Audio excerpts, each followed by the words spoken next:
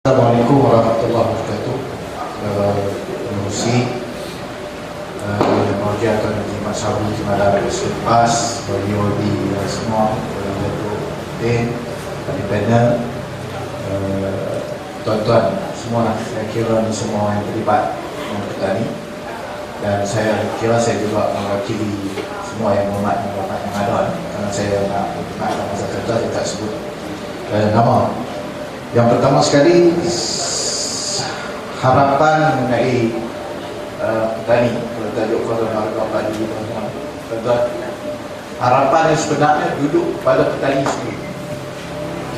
Kalau petani nak harga padi dinaikkan, petani boleh naikkan harga padi. Kalau petani nak harga padi duduk macam ni juga pun, petani boleh bagi dia duduk macam ni juga.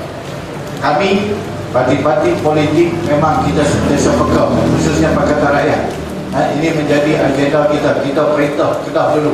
Yang pertama sekali, kita sedar bahawa bagaimana sawah padi ini perlu dipertahankan. Sebab kita sebagai parti politik, kita nampak tanggungjawab kita kepada rakyat.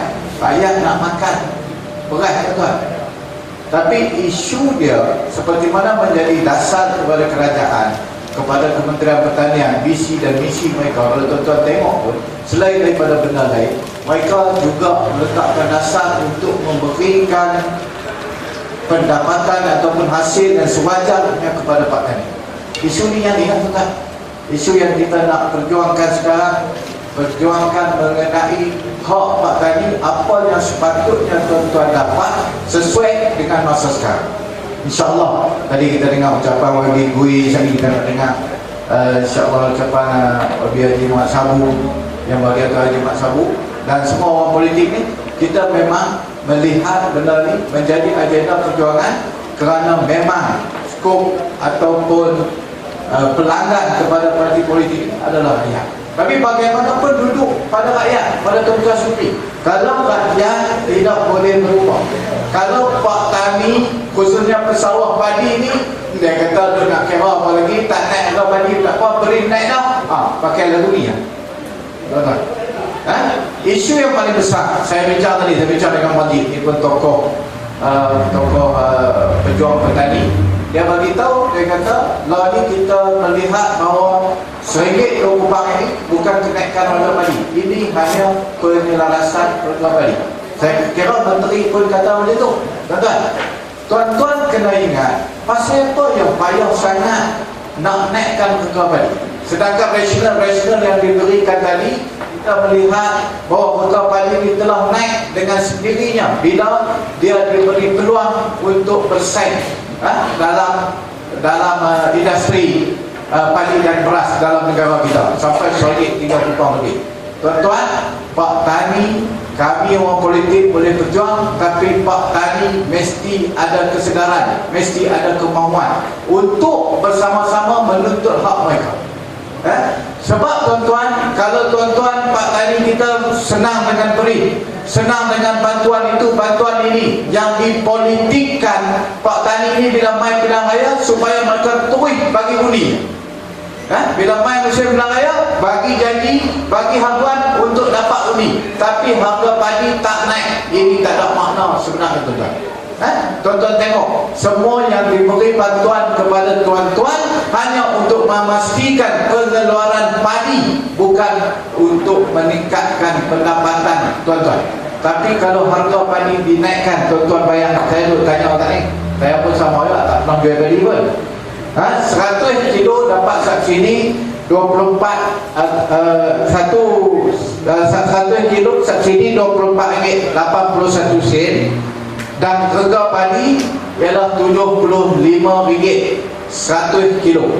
Tuan-tuan, kalau tuan-tuan jual dengan harga ini, harga lantai ini, tuan-tuan akan dapat RM99.81 untuk 100 kilo. Atau orang lain ni dia kira tan, tuan-tuan akan dapat RM990 dan 81 sen untuk 1 tan. Tuan-tuan, bagi bantuanmu, bagi bantuan ni, bagi apa pun, ini yang tuan-tuan dapat. Tapi tuan-tuan, kalau tuan-tuan tuntut harga lantai macam NGO dibuat RM1.50, tuan-tuan kali sendiri lah. Tuan-tuan nak dapat berapa? Tuan-tuan akan dapat RM1,500. Tuan nampak tak? Tapi rega lantai ni dia main-main. Siapa nak bawa naik rega lantai ni?